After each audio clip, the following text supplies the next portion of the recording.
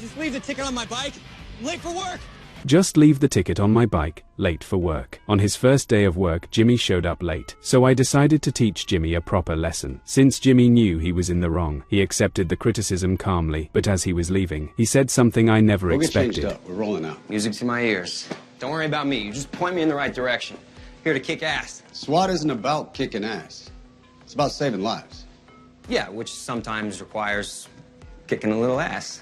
We immediately thought this kid was kinda interesting. Then we started today's mission, maintaining order in the black community. But this was not a simple protest getting out of hand, because yesterday, a white SWAT officer chasing an arms dealer accidentally shot an innocent black civilian. This sparked huge anger in the black community, and the protest was led by the victim's cousin. But just as he was giving an emotional speech on stage,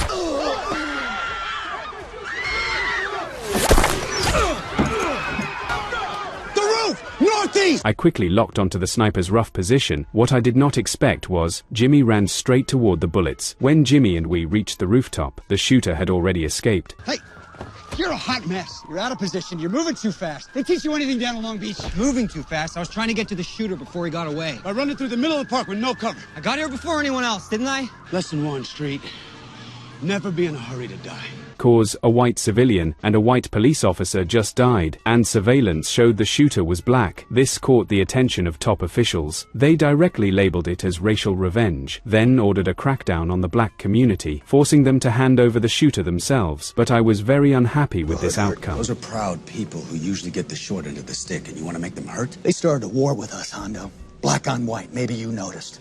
So we're gonna squeeze them until someone tells us who did this. In the end, I was removed from the operation list, so I decided to investigate on my own. After all, the black community is where I live. My first stop was the barbershop at the entrance of the neighborhood. Jamel, you got a little something I can use?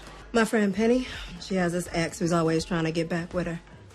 Texted her this afternoon talking about he saw the shooter driving away from the park. Now, Penny figured it was just another one of his lies, but, well, you know how that goes. You think you can get this Penny on the phone? Of course I can. We soon traced things to an abandoned car yard. The owner, Jason, was very hostile, but since I had no solid evidence, I could not arrest him directly. At the same time, a television station received another anonymous threat.